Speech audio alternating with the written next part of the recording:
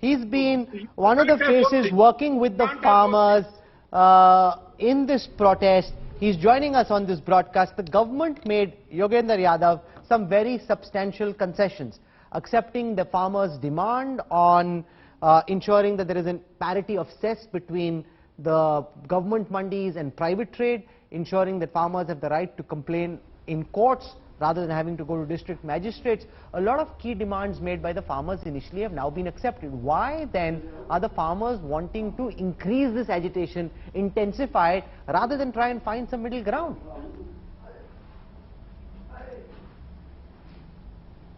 Rahul, I'm surprised that you find them substantial concessions. On the mandis, what the government has said is that the state government, if they so want, can impose cess or tax. The government is still not saying that equal cess tax would be imposed on private and the APMC. That is not the position. That's a misleading statement to the television. What they have said on paper is a very limited thing. On MSP, what they are saying is that a written assurance shall be given regarding maintaining the present system. They are not saying legal right, which Mr. Narendra Modi had demanded in 2011. They are not talking of raising MSP to the level of Swaminathan Commission, and they are only talking of retaining the present, and which is very inefficient, very low system. On the other act of Essential Commodities Act, there is not a single line that the government is proposing. On the Parali business, the government says, well, amicable settlement will be done. This is not what you say on the 13th day of a negotiation. I had frankly expected something concrete. Maybe we would have rejected even that, but I had frankly expected that after the government realized yesterday that it's not only Punjab and Haryana, government would come out with something substantial. What we got today was a rehash of what has been told to us so many times now, repeated again and again. It's packaged as a fresh thing once more. And allow me to make one more point, Rahul, because I've missed the discussion earlier. I think there's a sleight of hand in the argument here.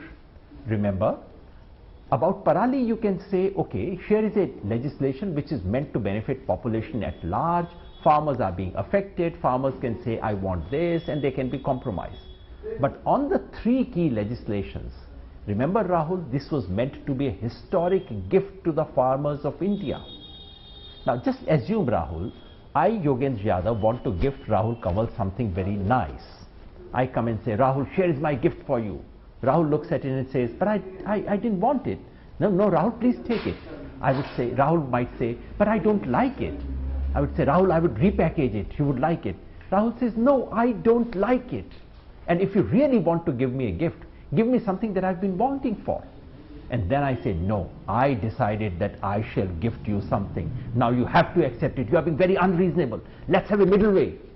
Is that how you gift someone anything? So you is that the way the government wants to give the government of the day gift? Also has the right and the will and the mandate of the Indian voter to go out and run the country the way they think is good, in the long-term larger national interest, not in the interest of just the rich landed farmers of Punjab and Haryana and some of the other farmers who've joined this agitation, but the government has the will of the Indian people to bring the legislation that they think is required. If the Indian people turn against this government, think that they were foisting gifts that the Indian people didn't want, when an election happens, the Indian people have the right to boot the government out of power.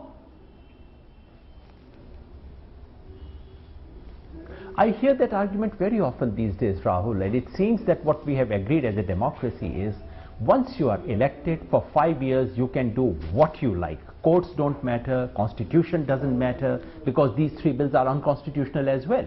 Courts don't matter, constitution doesn't matter, morality doesn't matter, only votes and elections matter. Now, I do believe votes and elections do matter. They matter quite a lot. And yes, this is a legitimately elected government. I do not doubt that. But does that give this government the right to have laws which are unconstitutional? Does it give this government the right to form legislation? Whether a law is constitutional or not cannot be decided on the Jaipur-Delhi-Agra highway. Farmers were not consulted for one day. Sir, whether a law is constitutional or not cannot be decided via a chakka jam on the Delhi-Jaipur highway. if it was only a constitutional question, and if the Supreme Court of India could be trusted to take up constitutional questions on time and educate them, things would have been very, very different. But as you know, big constitutional questions have come up in this country, and Supreme Court has not found the time to even schedule hearing of those questions. But be as it may, the real issue is how can you pass such major legislation about any constituency in this country without even consulting them? Rahul Kanwal, you tell me, if the government tomorrow, using its mandate and every nice thing that you said, were to have a law about the benefit of journalists, that every journalist, in order to be secure, will report in the police thana before coming to his television studio, what would you do? No, we don't want it. Then someone would step in and say, let's have a middle way, this is a government, let every journalist report on Monday, Wednesday and Friday. What would you do, Rahul? You would say, this is a joke, stop this, take this law back. That's what the farmers are saying.